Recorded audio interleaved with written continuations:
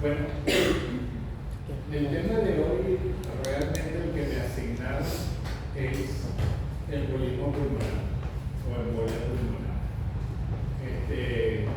Hay láminas que son al recordatorio y al principio hay una lámina que es un glosario de unos temas que ustedes tienen que dominar. Ustedes pasaron por cardiología como grupo. ¿Sí? Bueno, el tema debería llamarse, y así lo voy a imponer en el logrado de enfermedad tromboembólica venosa. Y este tema es porque eso incluye tanto la trombosis venosa profunda como el embolismo pulmonar. Este glosario, por favor, como les van a pasar la presentación, si quieren, no lo anoten. Bueno, pero estos son conceptos, por favor, que tienen que manejar con claridad para entender lo que es tanto la trombosis venosa profunda como el embolismo pulmonar. Lo que es trombo, embolia o tromboembolismo, que es un embolismo pulmonar per se, trombosis venosa profunda, trombosis venosa superficial, también trombosis arterial, tromboembolismo venoso, síndrome postrombótico, hipertensión pulmonar crónica, insuficiencia cardíaca derecha, insuficiencia cardíaca congestiva, insuficiencia cardíaca izquierda, es el signo de Hogan. ¿Alguien se acuerda que es el signo de Hogan? ¿Sí? El paciente es un signo, digamos, sensible pero poco específico para la trombosis venosa profunda de los miembros inferiores, que al realizar la dosificación genera dolor en la arteria. Perfecto. Signo de Milton, síndrome de Mayer, que es el mismo síndrome del opérculo torácico. No, les voy a decir por qué les puse aquí el síndrome del opérculo torácico, léanse, porque lo vi en el examen de posgrado, me pareció como gana de fastidia. Creo que hay tantas cosas que hay que preguntarle a un estudiante de posgrado para ir a cositas así como rebuscadas para que nadie tenga como la mejor nota.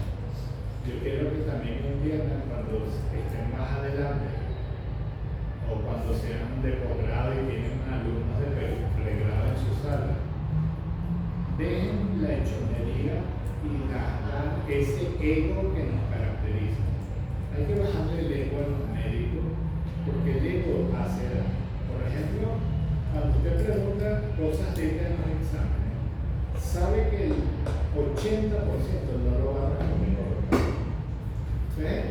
Eso no es una pregunta de la que uno cataloga de alta dificultad. La dificultad es otra cosa. La dificultad es el compromiso profundo del tema. Un síndrome lo puede obviar cualquiera, puede ser algo muy común y lo puedes obviar. Yo pienso que lo que tiene que uno buscar es el conocimiento y no las conchitas de mango a decir la pega. Y otra cosa que no sucede en el extranjero es eso de que si A responde a B y B es la respuesta de C, entonces ¿cuál cree usted que es? Cosas que ese juego de palabras en los exámenes, eso no existe sino en un país que se llama Venezuela. Así que afuera de los exámenes es uno más uno, usted responde. Mucha gente dice que los exámenes son como muy fáciles porque son muy lógicos, pero los de ese país no dicen que son fáciles. Entonces, es un juego aquí, pero no buscan eso de que nadie saque la mejor nota posible, o que el que estudió saque la mejor nota posible. Un comentario muy personal. El año pasado tengo un hijo que vive en Barcelona, España, y me encontré los hijos de colegas de aquí de Caracas que viven en Barcelona. Me invitaron a almorzar y sale uno y me dice: yo me vine como cirujano general de Venezuela y hice mastología en el Hospital Universitario de Barcelona. Y ese servicio está al lado de él de neumonología. Y yo vengo oyendo hace un año que no encuentran un asesor nativo o extranjero para ese servicio. Entonces yo digo, pero qué raro que un hospital universitario no haya podido seleccionar algo. Porque en España, donde está clasificado, todo el mundo sabe quién es usted, dónde está, dónde estudiaste, y si puedes ir a un hospital más cercano a la capital, todo eso está manejado electrónicamente. Entonces, yo le dije, bueno, a lo mejor el examen es muy difícil y por eso no lo han conseguido. Entonces me dijo, ¿por qué tú no conoces ese servicio y presentas? Digo, ¿y para qué voy a presentar si yo no voy a trabajar aquí? Me dijo, bueno, pero yo oí al jefe decir que podían aceptar un asesor extranjero. Fui al examen y en la primera traba fue, ¿cómo no? Si usted nos entrega su currículum, nosotros le decimos si puede concursar. Nosotros, muy sinceros los españoles, nosotros tenemos un año y no hemos conseguido un asesor. Pasarles el cuento corto presente. Primera traba para que vean en todas partes de entrada. Bueno, el examen teórico es teórico, son 8 horas de examen. Y yo, wow, hay que ver 8 horas, cuando termine ese examen, pero eso puede ser 8 horas y te dan una hora diaria de examen. Yo dije, bueno, a lo mejor te ponen a selección, no explican cómo es el examen. Al libro abierto en una biblioteca y 3 computadoras. O sea, ¿qué no puede hacer uno con una computadora abierta hoy día? Entonces, yo digo, esto es imposible de aprobar. Esto está hecho de alguna manera y uno buscando la respuesta si no la sabe. Entonces decidí y me dijeron que eran 8 horas por vida y que yo las escogiera. Yo hoy presentar 1 hora, irme a mi casa, venir al otro día, presentar 2 horas, irme a almorzar, venir en la tarde y presentar un rato. Y ellos me iban sumando el tiempo. Cuando yo dije, no, yo no me voy a apoyar de nada primero a ver cómo es el examen.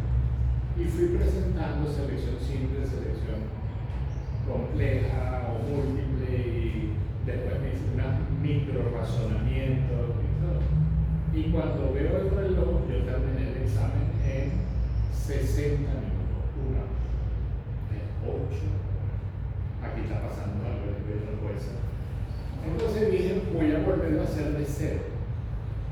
Volví a montarme sobre el examen, volví a ver todo, llené todo, no corregía una cosa y tardé 30 minutos más, hora y media. Entonces cuando le dije al profesor que ya yo había terminado, me dijo que era imposible, que me quedara por lo menos 3 horas, porque eso era imposible de terminar el examen. Entonces hay estilos de, no sé, eso sí, las preguntas todas en grano. No había una pregunta que enredara, confundiendo, no existía. Entonces yo le dije que si pasé el cuento más corto me gané el concurso. Entonces, cuando me ganó el concurso, me dicen que hay un requisito que no habían puesto en el concurso por equivocación. ¿Usted habla catalán? Pero eso no está en el concurso. Y mire, en el acuerdo que me da, como eso no estaba en el concurso, ya ahí me sacaron del juego. Yo le dije, bueno, ¿cuánto me das tú para aprender o no aprender el catalán? ¿En cuánto tiempo uno aprende catalán? Entonces me dijo, profesor, no sé, 8 meses, 1 año, 2 años, dijo él. Deme 2 años. Haga con el cargo lo que usted quiera, ponga a alguien suplente 2 años. No, nosotros tenemos que pagar porque usted se ganó el concurso. Y yo estoy cobrando todavía porque se me vence en mano, sin haber aprendido la palabra catalán. Además, yo le pedí a ellos a distancia y se supone que voy a trabajar con profesores españoles, no solo con catalanes, ¿no? Bueno, así que soy un asesor ficticio de un servicio de neumología extranjera. Y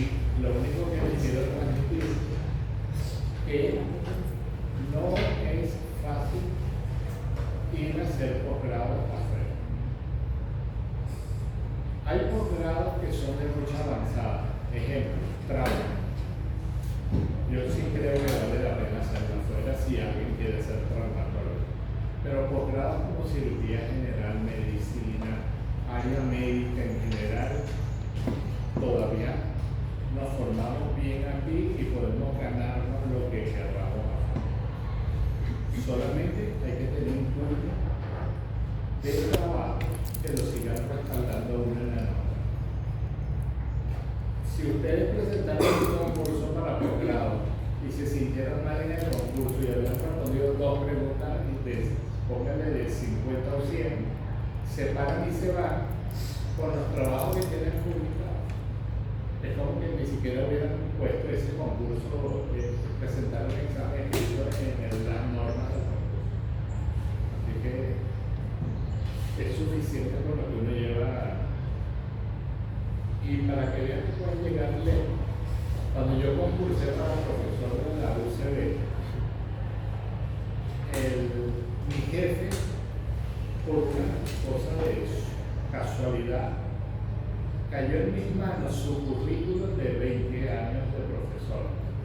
Y en 20 años de profesor y de su carrera de estudiante, más su carrera de estudiantil, el doctor tenía 329 puntos, 349 puntos, algo así.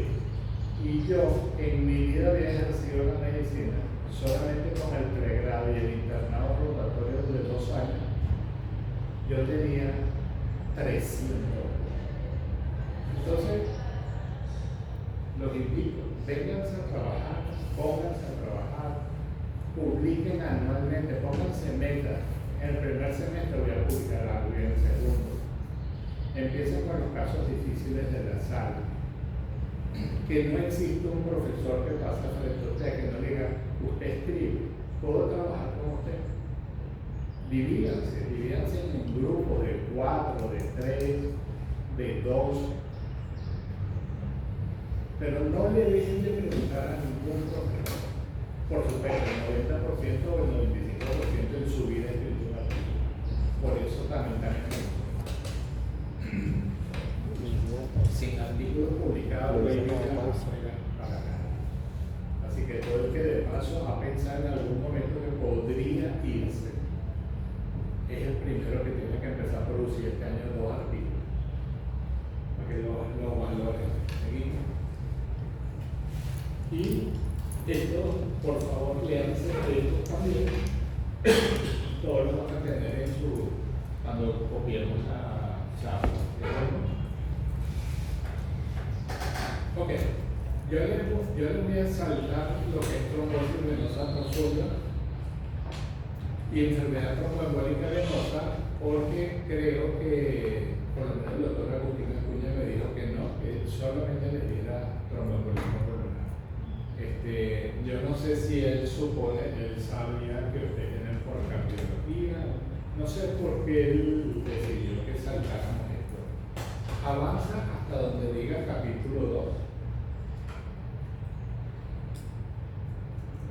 Igual la presentación no la pasa completa. No, la copia ahorita. Ya la pasé ahorita. Ya la copié. Sí, ahorita la pasé. Está copiada la computadora, la pasé. Otro consejo, lean los libros de etapa.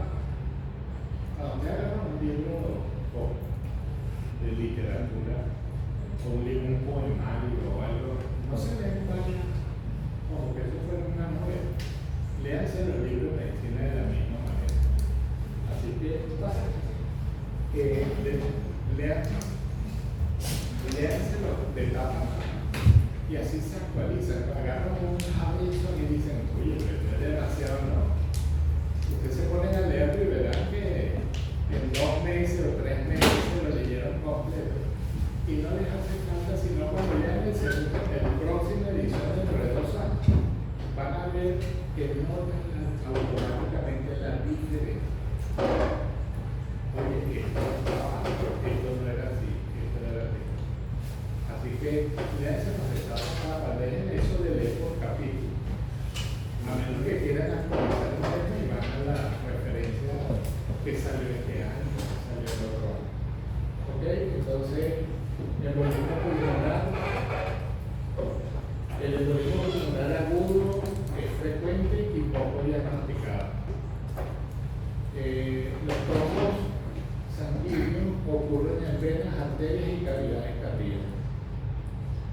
embolismo pulmonar presenta aumento de la mortalidad cuando no es tratado.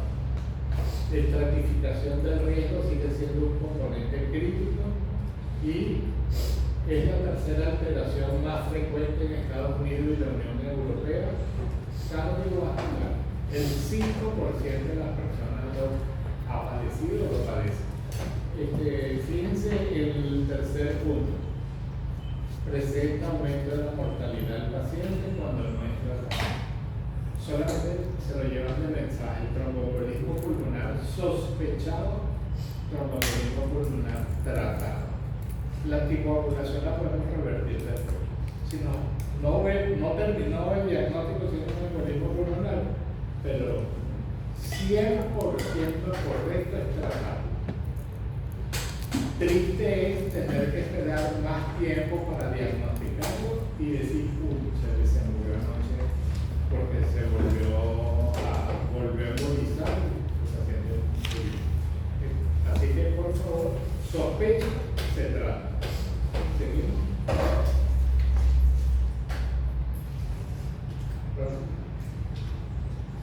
Ok, los trombos embolizados en el sistema arterial pulmonar, los émbolos más frecuentes, acuérdense que están constituidos o constituyen coágulos, burbujas de aire, la grasa, las fracturas, sobre todo de huesos largos y de huesos anchos, el embolismo infeccioso. Acuérdense que hay émbolos sépticos en pacientes que están infectados, y también los tumores embolizan y también puede ser embolismo de cuerpo extraño. Un embolismo de cuerpo extraño es muy común en los implantes, ¿cómo se llama? Implantes de biopolímero. Todo lo que se ponga biopolímero, eso primero queda muy bien localizado, pero todos los biopolímeros después van migrando en bloque. Entonces, por lo menos yo tengo ahorita pacientes que se pusieron biopolímero hace 10 años, 15 años, y ahorita lo tienen, ha ido ascendiendo de glúteos y lo tienen ahorita a nivel escapular, como un rectángulo grueso. Todo migró en bloque y como un rectángulo. Y varios pacientes tienen eso, unas más hacia cuello, y estas pacientes han sido de buen nivel económico y yo los he mandado a Barcelona, España, que hay un venezolano que es muy famoso como cirujano de biopolímero, se considera el mejor de España, y él les ha devuelto diciéndole que eso no tiene tratamiento. Si eso migró del glúteo y va llegando a cuello, ¿qué va a pasar cuando llegue a cuello? Entonces, los biopolímeros infiltran el sistema vascular y viajan a través del cuerpo y se pueden ir depositando en algún momento en cualquier parte del cuerpo. Por eso es la prohibición tan tenaz que te van a la clínica y dice prohibido el uso de biopolímeros en cartelones. Por lo menos yo trabajo en la metropolitana, en cada pasillo hay 3-4 cartelones. Seguimos.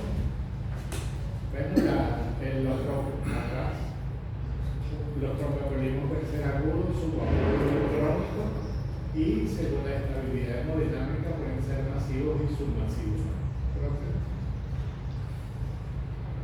Masivo o inestable, asociado a insuficiencia cardíaca derecha aguda, produce hipotensión, presión sistólica menor de 90 milímetros, o una disminución de la presión basal de 40 mayor o igual a 40 milímetros en los 15 minutos después de haber ingresado a la emergencia o al sistema hospitalario o al médico que lo está atendiendo. Asociado a uso de vasopresores. La disminución de la presión arterial puede ser por arritmia cardíaca. El embolismo submasivo estable, embolismo pulmonar pequeño, generalmente asintomático con síntomas leves como hipotensión, pero que corrige con fluidoterapia y puede cursar con insuficiencia cardíaca del lado derecho.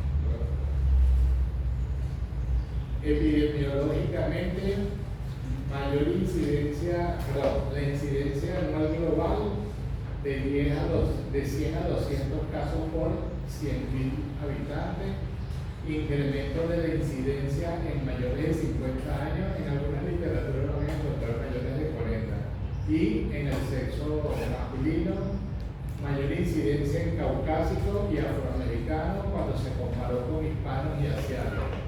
Es mayor en la raza afrodescendiente versus la blanca. Yo he tenido una dificultad grandísima de no nombrar la palabra negro. Yo entiendo que filosóficamente se ha usado para ofender o para molestar o para irrespetar, pero entiendan, mire lo que ha causado la prohibición en el mundo de la palabra negro. Había un congreso, yo hice muchos años hipertensión arterial como línea de investigación, porque quería aprender una línea de investigación. Y en los años que tuve en hipertensión arterial, yo iba al Congreso Mundial de Hipertensión Arterial de raza blanca e iba al Congreso Mundial de Hipertensión de raza negra. El de raza negra desapareció a raíz de la prohibición de usar la palabra negro. Esto que vean el daño que se va haciendo sin querer para los que estamos metidos en el campo. Entonces no se aceptó más la palabra negro, y ellos no quisieron poner afrodescendientes porque decían que no todos los negros son afrodescendientes, y se engancharon, sobre todo los americanos, y el Congreso desapareció. Cuando vayan al Congreso,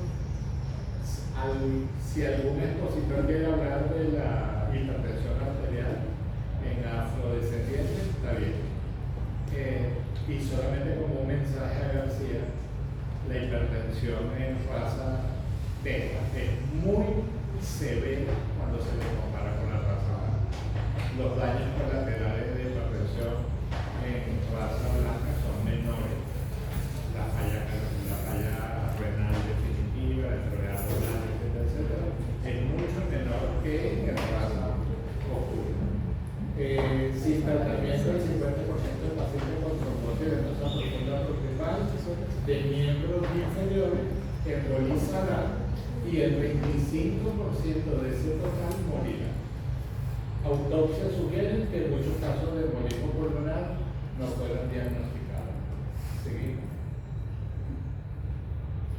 La mayoría de los casos de embolismo pulmonar se relacionan con trombosis venosas proximales en miembros inferiores o en la pelvis. En el 50 al 75% de los pacientes con diagnóstico de trombosis venosa profunda que desarrollaron embolismo pulmonar, el ultrasonido venoso de miembros inferiores fue positivo. O sea que si es importante, si hay signos de coma o hay dolor en pantorrilla, espontáneo cuando camina, o aumento de volumen con dolor, o aumento de volumen sin dolor en pantorrilla, debería hacerse un ultrasonido.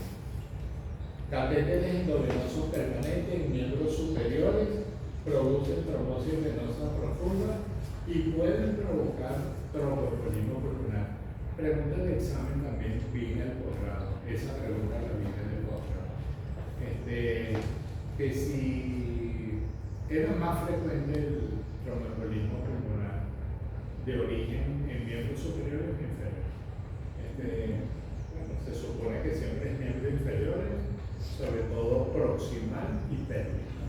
Y en menor caso, miembros superiores, y muy relacionado en la mayoría de los casos con los catéteres prolongados. Seguimos. El riesgo de desprendimiento de émbolos de una trombosis venosa aislada de las venas de la pantorrilla es pequeño.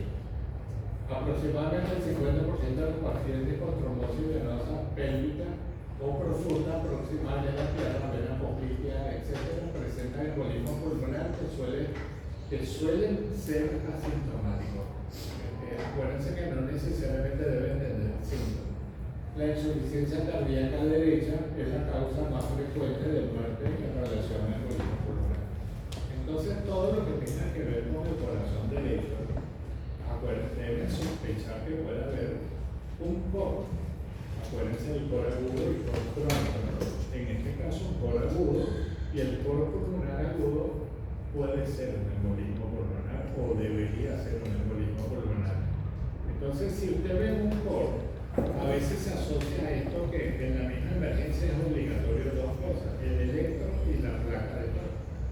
Entonces, en el electro, si usted ve en muchos casos se ve un patrón que es inespecífico, pero cuando aparece debe tomarlo en cuenta, el patrón S1Q3T3.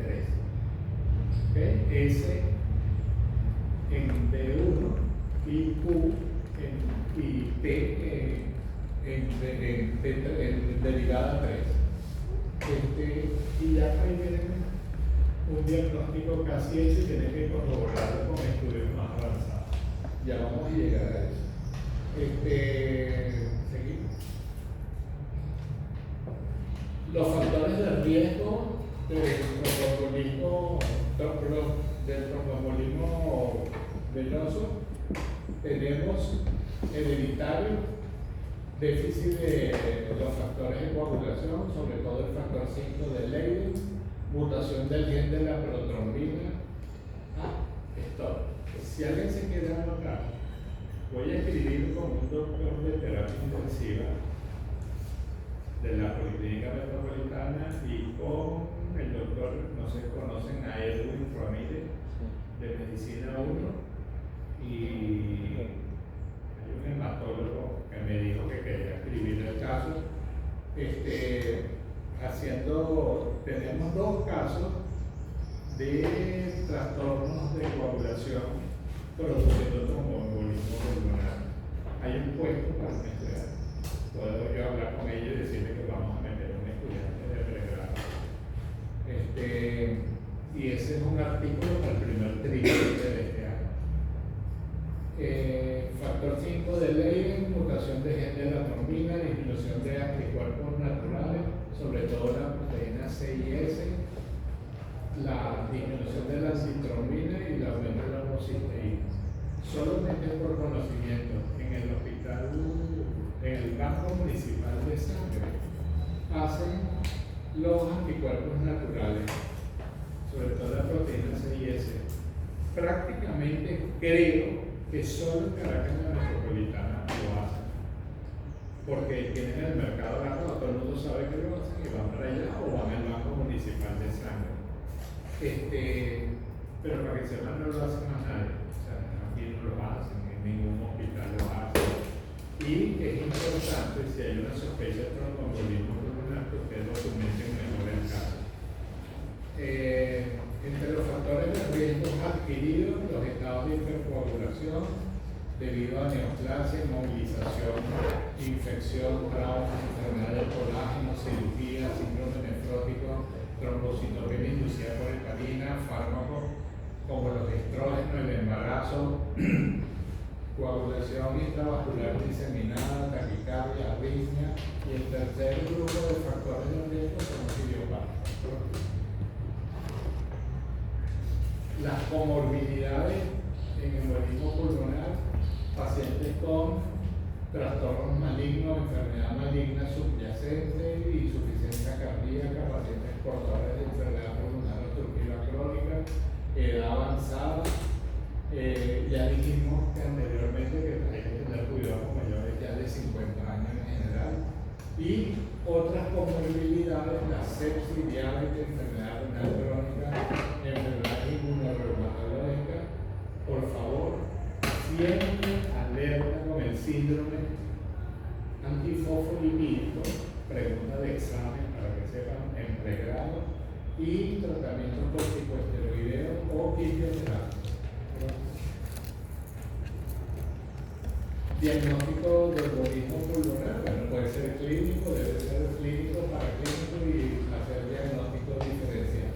El diagnóstico de embolismo pulmonar a menudo se basa en una combinación de la historia clínica, pruebas de laboratorio como el número D y las pruebas de imagen.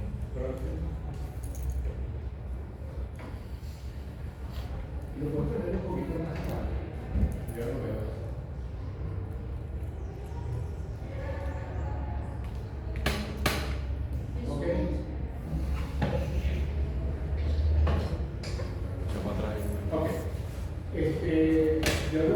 mostrarle en este diagnóstico diferencial es más o menos, esto es lo que hay en la literatura mundial hasta el día de hoy.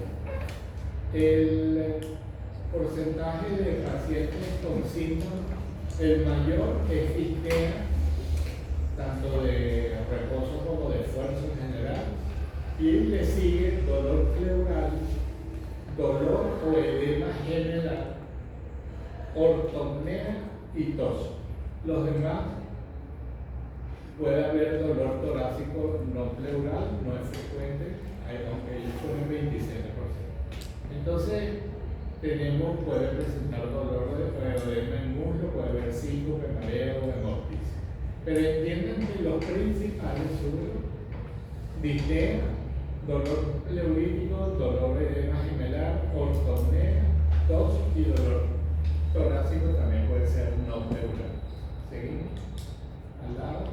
Los signos más frecuentes son taquipnea, taquicardia,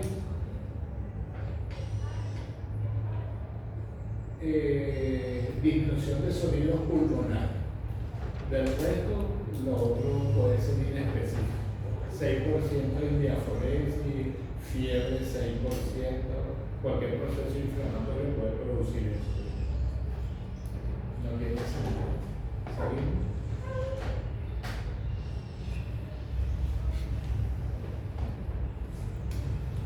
Esto, yo sí quiero que se abra.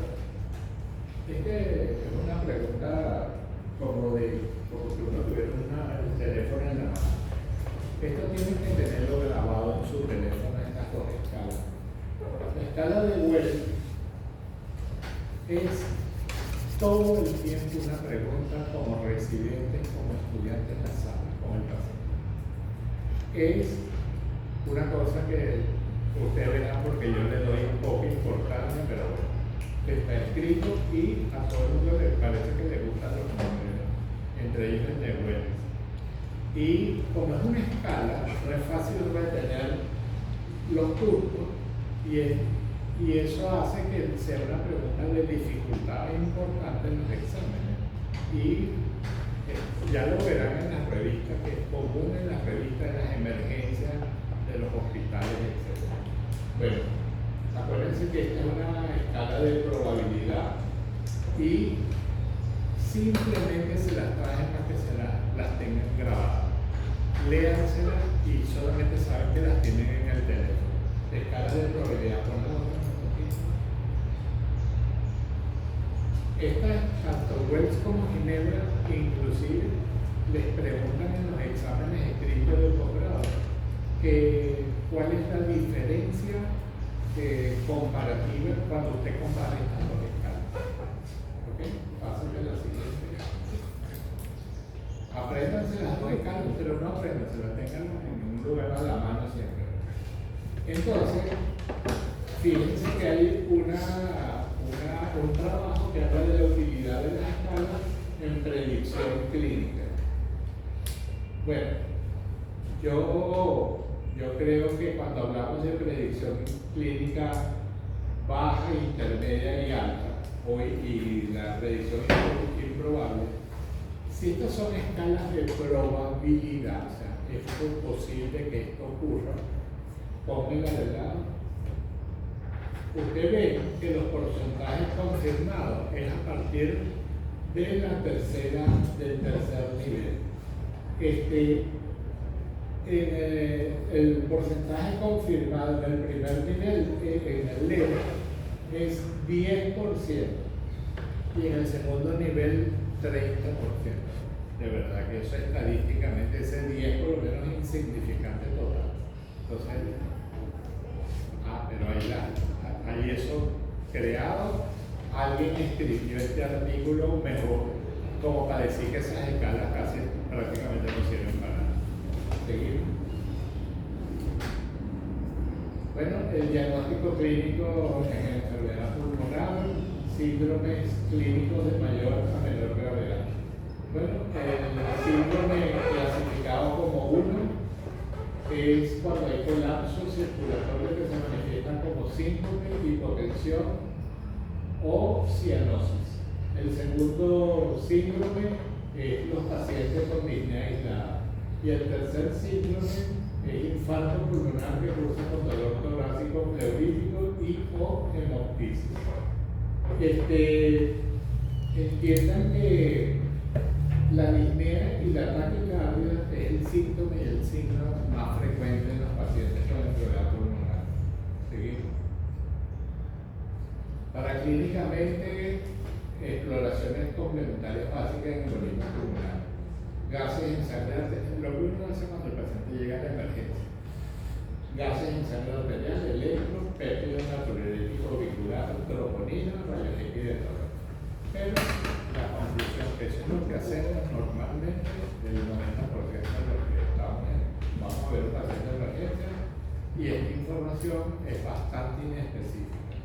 ¿Seguimos? Bueno, cuando hablamos de gases arteriales o en sangre arterial, una muestra habitualmente hay hipoxemia con normocapnia o hipocapnia.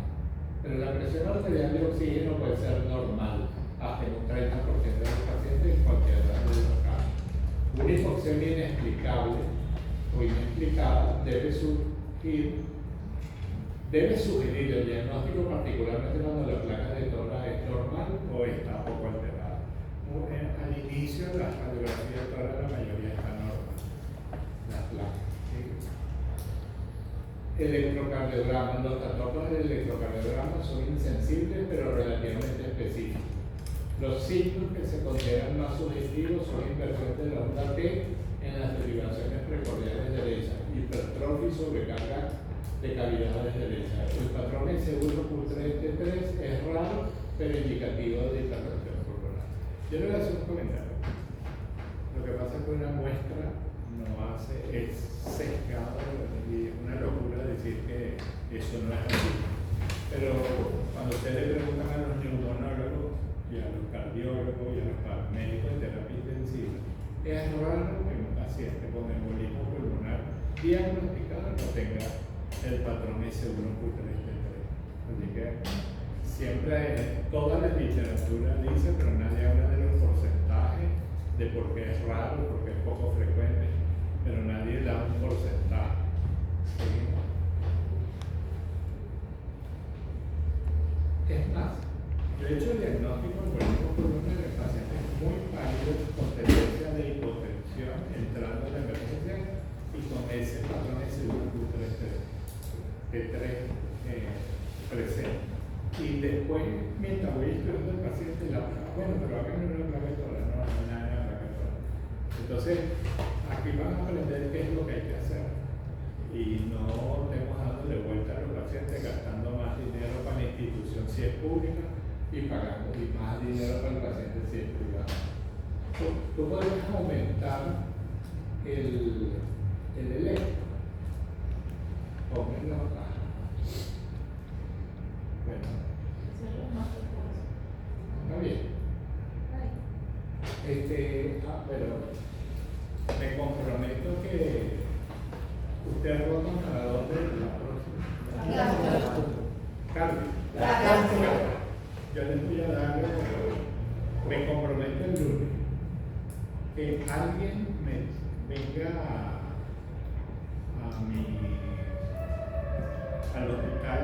Ya el lunes tengo consulta externa en el ambulatorio de 7 de la mañana. Tenemos que entregar el cubículo a las 10:30 hasta las 10 de la mañana. Si alguien se acerca, yo le doy para que ustedes se pasen el electro y vean el electro, lo que es un patrón de seguro que ustedes para que lo tengan y todos le tomen una foto si quieren. Yo tengo en mi consultorio electro con ese patrón. ¿Sí? Ok. Dímelo bien. Producto de degradación de la fibrina, prueba de alta sensibilidad y baja especificidad. Sus niveles aumentan en presencia de coágulo agudo, cáncer, infecciones, inflamación, enfermedad renal, infarto miocardio agudo, embarazo, mayores de 64 años, antecedentes de enfermedad venosa previo y post acto quirúrgico, utilizado como prueba de exclusión. Bueno, pacientes con probabilidad de embolismo pulmonar bajo o intermedio con un dímero D negativo menor de 500 nanogramos por mililitro excluye el diagnóstico de embolismo pulmonar. Cuando se usa la técnica de lisa cuantitativa que tiene la menor sensibilidad, sirve para excluir el diagnóstico de embolismo pulmonar solo si es negativo, pero no es útil para confirmar el diagnóstico de embolismo pulmonar. Pero eso es la técnica de lisa. Las otras técnicas, si el dímero D es igual o mayor de 500 nanogramos, tienen diagnóstico ya en la mano del embolismo pulmonar. Es la prueba de oro prácticamente del laboratorio. La radiología de todas las alteraciones más frecuentes son elevación del diafragma, infiltrado pulmonar y derrame pleural, que por lo general es escaso y cerebral. Otros signos menos comunes son la condensación parenquimatosa de base pleural, llamada joroba de Hampton, pregunta de examen, la oligoemia localizada secundaria a la oclusión vascular, que es el signo de Westermarck, y las alteraciones laminares. Bueno, aquí lo que quiero notar es que el corazón se pone grande a predominio de cavidades derechas. Eso se lo pueden ver lejos. No sé si están viendo, ¿vieron una radiología de todas? ¿Sí? Bueno, donde está la flecha negra, ahí derrame pleural, del lado derecho, seguimos. Y esto que ustedes ven como un sacabocado en blanco, con la convexidad hacia el ilio pulmonar, es la joroba de Hampton. ¿Okay? Es una opacidad homogénea en el ángulo costofrénico, en este caso derecho, contorno convexo hacia el ilio o hacia el centro del tórax. El signo de Westermarck, aumento del brillo en el pulmón derecho con crecimiento de la arteria pulmonar interglobal. Lo que pasa es que no se logra ver en esta foto.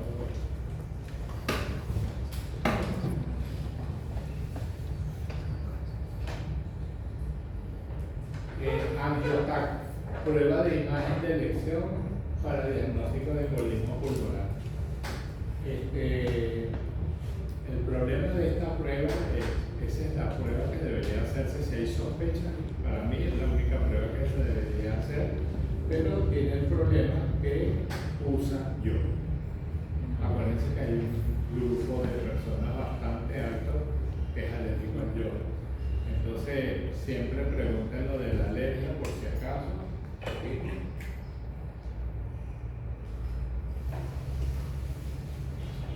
Sí. Esto es un trombo que obstruye la rama derecha de la arteria pulmonar. ¿Sí? Ok. Gamografía pulmonar de ventilación. Perfusión es una técnica no invasiva, se reserva para pacientes alérgicos a los contrastes iodados. Entonces, el que es alérgico pasa a hacerse gamograma. Seguimos.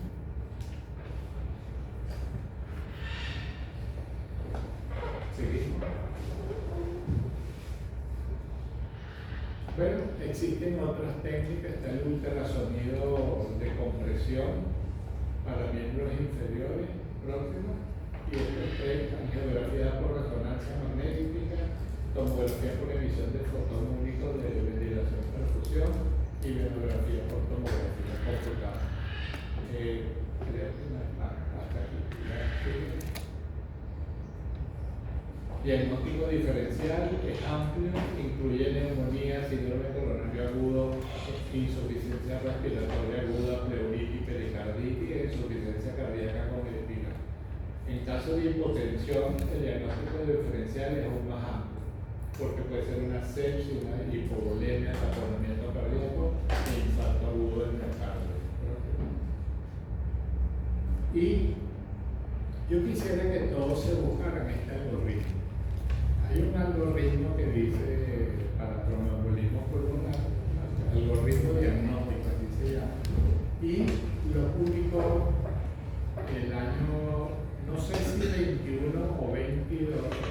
la Asociación de Cardiología Española, con miras a hacer un solo algoritmo para regalarlo al mundo. Y ese algoritmo está vigente totalmente. Ese algoritmo podrían guardarlo también en el teléfono y siempre que sospechen embolismo pulmonar, usarlo.